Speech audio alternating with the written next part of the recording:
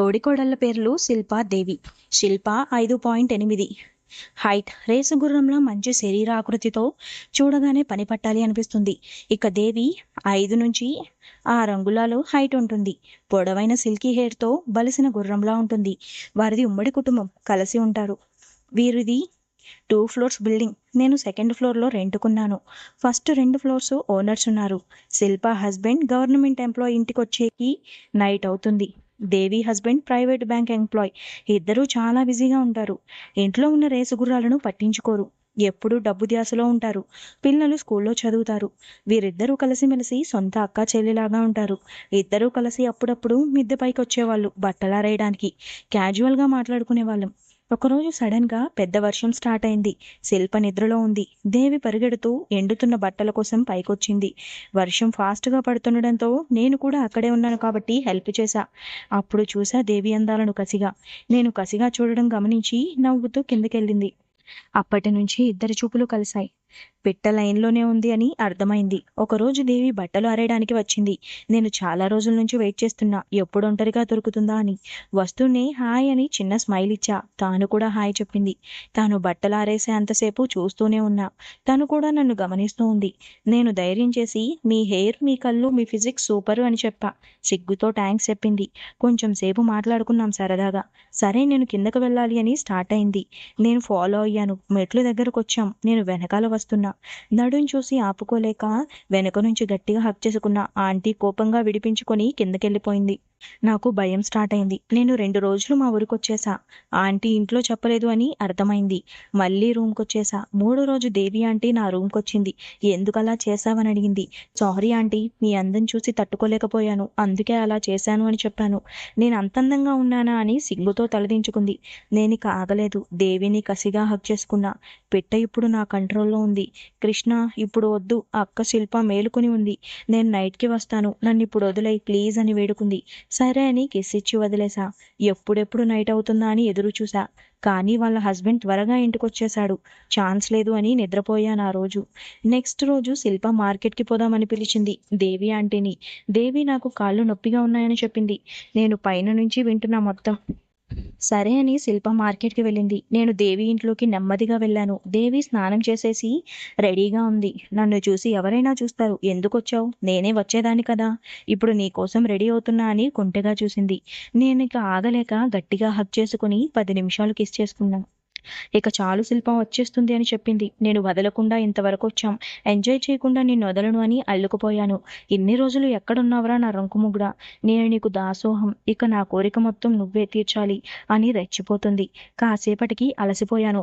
ఇక చాలు, శిల్ప అక్క వచ్చే టైం అయింది, తర్వాత చూపించు నీ ప్రతాపం అని నన్ను చిలిపిగా బయటకు తోసేసింది. ఆ రోజు లక్కీగా వాళ్ళ హస్బెండ్ ఇంటికి రాను అని మెసేజ్ చేశాడు. దేవి కాల్ చేసింది. ఈ రోజు నైట్ మొత్తం నీ స్టామినా చూపించు, మా ఆయన నైట్ ఇంటికి రాడు, నైట్ 10 గంటలకు నా రూమ్కి వచ్చాయని చెప్పింది. నా కోసం అందంగా రెడీ అవ్వని చెప్పిన నేను కూడా. ఆ రోజు నైట్ కాల్ చేసింది. తలుపు తీసుకుని నా రూమ్కి వచ్చాయి అని. రూమ్కి వెళ్ళగానే ఒక్కసారిగా షాక్. హీరోయిన్లా రెడీ అయ్యి ఓరచూపుతో బయట కొంగు తీసి ఇక రారా నా రంకుముగుడా, ఈ రోజు నన్ను దోచుకోరా, నైట్ మొత్తం స్వర్గం చూపించు అని ఆహ్వానించింది. అది చూసి తట్టుకోలేక తనని గట్టిగా అల్లుకుపోయాను. ఆ రోజు మొత్తం 4 సార్లు ఎంజాయ్ చేశాం. దేవికి కోరిక తగ్గింది.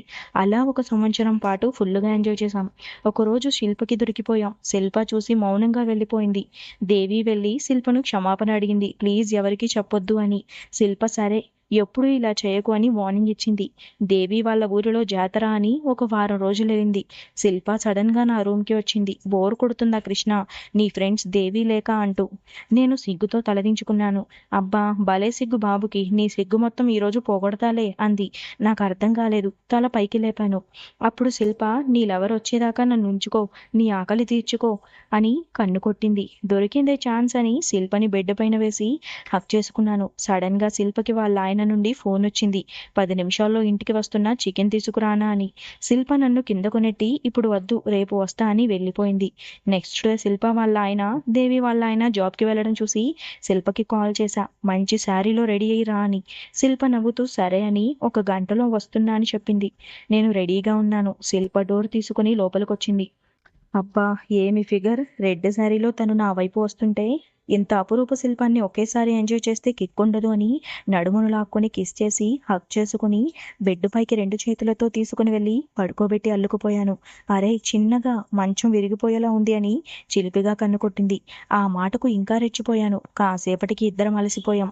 శిల్ప ఫుల్ సాటిస్ఫై అయ్యి ముద్దులపై ముద్దులు పెట్టి వంట చేసొస్తాను అని చెప్పి కిందకు వెళ్ళింది. 10 నిమిషాలకు నాకు మళ్ళీ మూడొచ్చింది. జొమాటోలో బిర్యానీ ఇద్దరికి ఆర్డర్ పెట్టి వంట రూమ్లో ఉన్న శిల్ప దగ్గరకు వెళ్ళి వద్దు వద్దు అంటున్నా వంట రూమ్లోనే ఎంజాయ్ చేశా.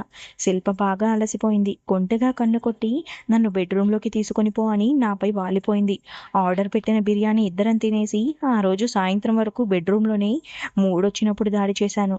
అలా వారం రోజులు జాబ్కి లీవ్ పెట్టి శిల్పకి స్వర్గం చూయించా. శిల్ప పూర్తిగా నాకు సరెండర్ అయింది.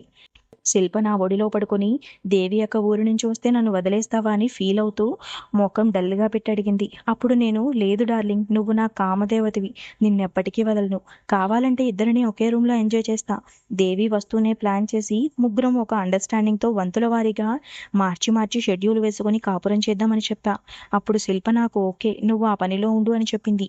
దేవి ఊరు నుంచి వచ్చింది. నన్ను చూసి కన్ను కొట్టింది. నాకు ఒక్కసారిగా మూడొచ్చింది. వాళ్ళ ఆయన జాబ్కి వెళ్ళాడు. నేను శిల్పకి ఫోన్ చేశా, మీ అక్క ఎక్కడ ఉంది అని. బెడ్రూమ్లో ఉంది అని చెప్పింది. ఫోన్లో ప్లాన్ మొత్తం చెప్పాను. నేను కిందకి వెళ్ళి బెడ్రూమ్లో ఉన్న దేవిని హక్ చేసుకుని బెడ్ పైన పడేశాను. అప్పుడు దేవి వద్దు వద్దు, చెల్లి ఇంట్లో ఉంది అని నన్ను పక్కకు తోసింది.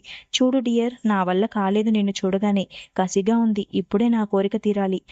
అయినా మన రంకు మీ చెల్లికి తెలుసు కదా, ఏమీ కాదులే అని బెడ్ పైకి మళ్ళీ తోసి హక్ చేసుకున్నా. పిట్టకి కూడా మూడ్లోకొచ్చింది. మూడ్ పీక్స్లో ఉంది. ఒక్కటే అరుపులు రూమ్ మొత్తం. మంచి మూడ్లో ఉండగా శిల్ప రూమ్లోకి వచ్చింది. కోపంగా వస్తూనే స్టార్ట్ చేశావా, సిగ్గులేదా, ఒకదాన్ని ఇక్కడ ఉన్నా అని భయం లేకుండా అని అరిచింది. దేవి ఇప్పుడు సారీ చెల్లి, ఇంకా ఎప్పుడూ ఇలా చేయను అని బ్రతిమలాడింది. శిల్ప వినిపించుకోలేదు. ఈ రోజు బావగారికి చెబుతాను అని అంటుంది. అప్పుడు నేను దేవిని పక్కకు పిలిచి నువ్వు వెళ్ళి మెయిన్ డోర్ క్లోజ్ చేయి, నేను మీ చెల్లిని బెడ్రూమ్కి తీసుకెళ్ళి ఎంజాయ్ చేస్తా. అప్పుడు ఇది కూడా మన కంట్రోల్లోకి వస్తుంది. అప్పుడు నువ్వు నేను సేఫ్. జరిగిన విషయం ఎవరికీ చెప్పొద్దు. నా గురించి తెలుసు కదా, తరువాత అదే నేను కావాలని వస్తుంది. అప్పుడు ముగ్గురం కలిసి సుఖ సంసారం చేద్దామని చెప్పాను. దేవి ఆలోచించి ఓకే చెప్పి మెయిన్ డోర్ క్లోజ్ చేసి టీవీ సౌండ్ కొంచెం పెట్టింది. నేను శిల్పను బెడ్రూమ్కి తీసుకెళ్లాను. ఆ టైంలో శిల్ప యాక్టింగ్ సూపర్. కొంచెం సేపు సౌండ్స్ చేసింది వద్దు వద్దు అని. ఇద్దరం లోపల full happy plan work out అయింది అని పనిలో పనిగా సంతోషంగా ఒక రౌండ్ ఎంజాయ్ చేశా. అర్ధగంట తరువాత బయటకు వచ్చా. దేవి బయట టెన్షన్ పడుతుంది. డోంట్ వర్రీ డార్లింగ్, నీ చెల్లి నేను వశపరుచుకున్నాను. అది ఇక ఎవ్వరికీ మన గురించి చెప్పదు. నా పవర్కి మీ చెల్లి కూడా పడిపోయింది. ఈ రోజు నుంచి మీ ఇద్దరూ రెడీ అయ్యి రండి నా రూమ్కి అని చెప్పాను. దేవి సంతోషంగా హక్ చేసుకుని శిల్ప ఉన్న బెడ్రూమ్కి వెళ్ళాం. శిల్ప అక్కను చూసి శారీ సర్దుకుంటుంది. దేవి అప్పుడు చూడు, చెల్లి నన్ను క్షమించి, కృష్ణ ఒక రాక్షసుడు, వాడికి నేను దాసోహం, వాడు లేకుండా నేను హద్దులో ఉండలేను. నువ్వు చూసావు కదా వాడి పవర్. ఈ రోజు నుంచి కృష్ణ ఇద్దరివాడు. మనం ఒక అండర్స్టాండింగ్లో ఉంటే ఎప్పుడూ ఇలాగే ఎంజాయ్ చేద్దామని చెల్లిని హక్ చేసుకుంది. శిల్ప కూడా ఓకే అక్క, నీ ఇష్టమని హక్ చేసుకుని నాకు కన్ను కొట్టింది. అప్పుడు నేను హే పకోడి పాపలు, రేపటి నుంచి ఇద్దరూ కలిసిరండి అని ఇద్దరి నడుంపై చేయి వేసి ఇద్దరిని హక్ చేసుకుని చీ పో కృష్ణ అని పక్కకు తోసి ఇద్దరూ వాళ్ళ ఇంటికి వెళ్ళారు. నెక్స్ట్ డే మార్నింగ్ కాల్ చేశాను ఇద్దరికి, మీకు ఒక కాంపిటీషన్ పెడుతున్నా, మీ ఇద్దరిలో ఎవరు బాగా రెడీ అయి నన్ను ఇంప్రెస్ చేస్తారో వాళ్ళతో ఫస్ట్ ఎంజాయ్ చేస్తా అని. 1 గంటలో ఇద్దరూ రెడీ అయి పైకొచ్చారు.